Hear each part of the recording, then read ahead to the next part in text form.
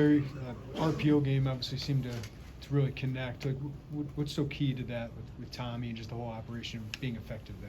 Yeah, that was really the first game from a game plan standpoint that we had a focus on that. There were some elements to that earlier in the first 3 weeks, but a little bit more in those games was kind of a little bit more like pre-snap.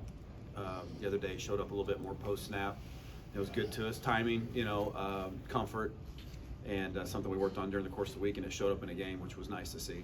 Was that something that was like Chattanooga, you saw you could attack them there, or did you just feel more comfortable with it in your own personal? Both. I think it was clear in the game planning that was something that they were susceptible to, and they knew that. I mean, they know that as well. They're very aggressive. They were the way they fit the run, and then also it's time. It was time for those to start showing up a little bit. I mean, we're not like a huge RPO team, but it was.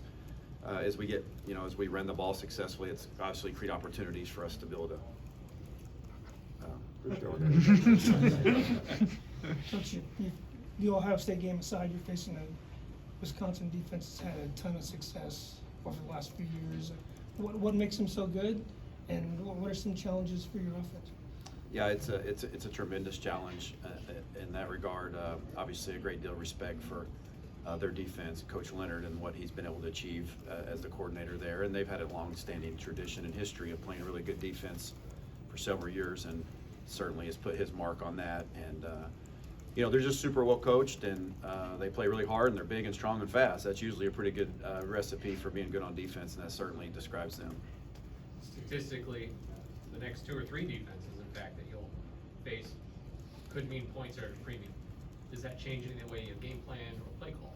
Well, the good news is we don't have to play them all at once, so that's good. We only have to play Wisconsin this week, and obviously that's where our focus is, and that in itself is a tremendous challenge, and where obviously all of our focus is during the week of preparation, and points are always at a premium. I think when you go into a game, when you play on the road and you're playing with somebody that's so strong defensively, obviously every little thing matters, just like it does when you're playing somebody that maybe not be as good on defense. Everything matters, but it gets magnified.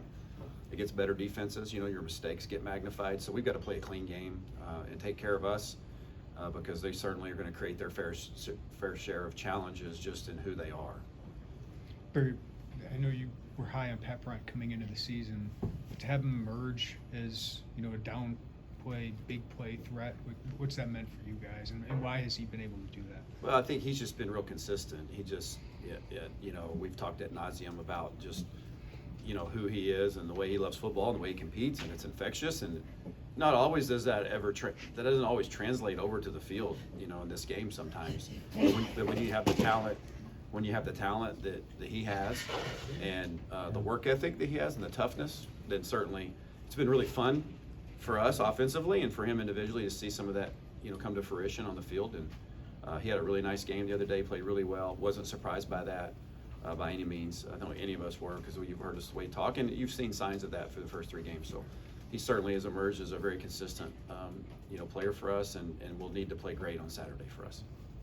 When Wisconsin has the kind of game defensively they just had against Ohio State, does that make you think as a coordinator, like they're obviously going to be, there's pride there, you kind of worry that they're going to bounce back like in a big way?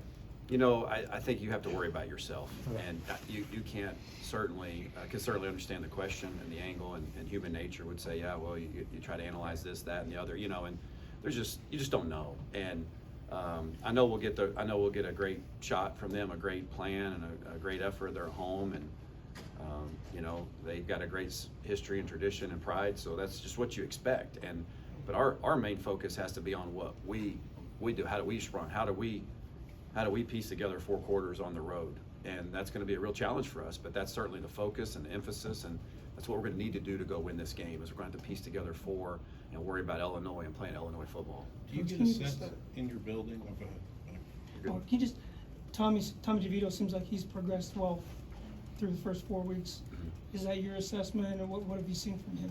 Yeah, I think he's gotten better and better, and he obviously threw the ball really well the other night, had a nice game from start to finish with a few. I mean, when you have the ball in your hand as many times as he does, you're 40, 50 times, whatever, there's 40, 50, 60 decisions made, during the course of the game.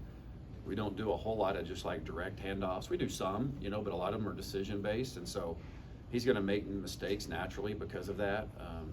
Shoot, I mean, I would be making them too if I was out there, even as a coach. You know, like some of the looks are gray or whatever, but he's really gotten better and better each week, gotten more and more comfortable, and is playing his best football. Now he's going to need to play his best on Saturday. Doesn't have to be perfect. He's going to have to play really well for us going on the road this week. Do you get a sense that the other 10 guys on the field have a sense of pride in knowing that Chase Brown's the nation's leading rusher, and that it's a point of pride for them that they get to block or do something special to make sure he gets, you know, still up there in the Sure, chart? yeah, I would think that it would be. You know, we haven't talked a lot about that, but I would think that just, you know, as much, information as there is available on the internet, that, you know, that's a talked about deal that they know about, that they tune into, or they're in tune to, and it takes the whole organization, right, to have somebody that's in that position this far in the season. It's not obviously just Chase, and he's done great and ran great, but it's the, you know, it's the line, it's the receivers, it's tight ends, it's quarterbacks, it's our defense giving us opportunities to have good field position and possessions during the game. It's our special teams. It's everybody. It's a reflection of everybody. And but I think there certainly should be, and there is a sense of pride in that. Now, that's behind us, you know, and what are we going to do moving forward is a big challenge, and we'll need to be able to run the football on Saturday. And these guys, they make it difficult in that regard. It's something that they really, like most defenses do, try to take away the run. And we'll have to be sharp on Saturday. This will be presumably the largest and loudest crowd you've faced yet this year. What's key in your preparation with your guys, particularly O-line and quarterback? Yeah, communication, obviously, that's right. It'll be a challenge. It'll be loud, and you practice it during the course of the week and get used to it. I thought Indiana was really loud. I'm sure that it'll be, you know, it's kind of a loud stadium, and I know this will be just as loud, probably louder to a large degree. I've never been there before, but certainly watched a lot of games over my time to know that the environment's can be pretty lively. And so, but again, it's a focus on us, on our communication, working one voice, you know, one snap count, those types of things. Just a great deal of attention, focus, a great attention to having focus of the voices, the things you hear, and the things you pay attention to. Barry, have you assessed yourself through the way through the season, and you know, your first chance here to be a Power 5 OC, and what you've been able to do, both good and bad? Well, I mean, you know, I don't. That's a kind of an interesting question. You know, I haven't really sat back and thought to reflect upon that. Like, you know, it's so week to week. You know, like, okay, let's go do our job, and let's see. There's been weeks we've fallen short of that, right? We haven't gotten it done, and that's a reflection of me. So, you know, haven't been pleased with that. But last week we bounced back. We played a little bit better and cleaner, which was good. And that was our kids. That was our players doing that. You know, so. All I'm trying to do is put our team in the best situation that we can offensively to be successful. And that's a fight and scratch and claw daily with me and the coaching staff around me. I've got a great bunch of coaches around me that are constantly giving feedback and helping us as we formulate our game plans and what our strengths and weaknesses are. The players around me on the offensive side of the ball have been fantastic. They've given us everything. And I'm not satisfied with where we are, who would be. There's a lot that we could have done better, a lot I could have done better. And hopefully we're just continuing to grow each week to where those mistakes don't show up repeatedly, starting with myself. You put a big emphasis in the bye week on getting better. Were you happy with what you saw? I mean, you guys moved no turnovers. I was happy about the turn. I was happy with the first half. You know, I didn't like the way we played in the second half in particular, but the first half, I thought we played with a lot of energy and execution, and there were some really good things that happened in the first half. So I was pleased with that. Which is a good thing as a coach. You know, I would have found something if it had been a perfect first and second half. We'd have found something that we didn't like. But certainly the first half was good. The second half, we can't afford to have those kind of lulls that we had.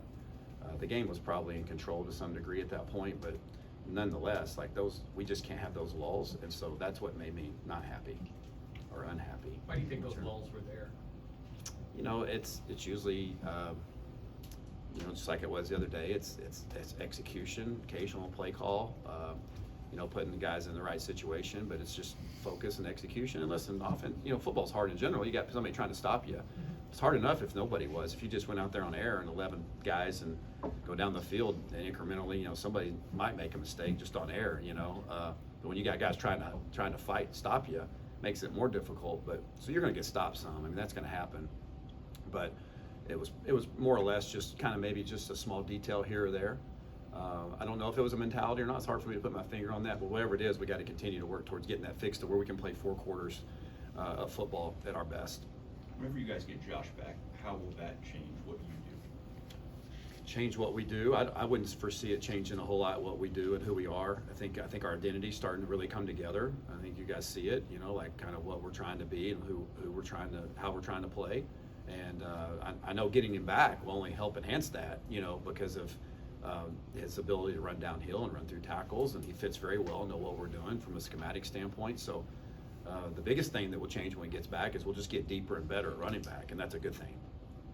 You kind of there appeared. It seemed like you had a couple new wrinkles, including that what's called triple shovel pass or whatever. I guess what kind of made you comfortable implementing those? Oh, those are just practice. Those are just practice things, that you have a lot of time and distance working over the course. We probably run that play, 6 or 7 times in practice over the last, since I've been here in the spring, and it was beyond game ready. It's been on the call sheet for the last few weeks, and it just kind of presented itself with the structure that they played to use it. And if you're going to practice them, you might as well use them. And so I think the players they did a great job executing the play the other day. It was seamless, and that was fun to see. Tommy DeVito's been very accurate when he's had a clean pocket. What have you seen from him in the pass pro, and is that really important going up against this good Wisconsin defense? Yeah, it's going to be incredibly important, to protect our quarterback.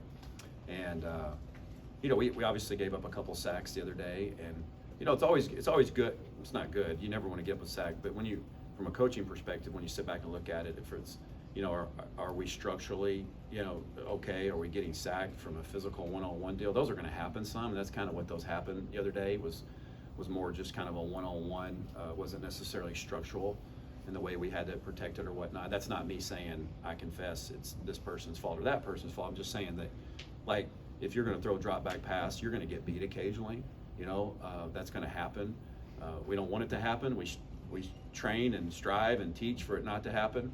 But it's going to be at a premium that we protect him and our ball carriers. We talk about that a lot. Like the ball carrier, like we can't afford to get beat at the point of attack to let a guy in the backfield to expose, to have them have Chase exposed or a running back exposed, and certainly the same for the quarterback. So pass protection will be at a premium in our conference with the elite defenses that you're going against, the elite rushers, the down linemen that can disrupt and create havoc that we're going to face this week. And we faced an excellent player last week from Chattanooga, an excellent player.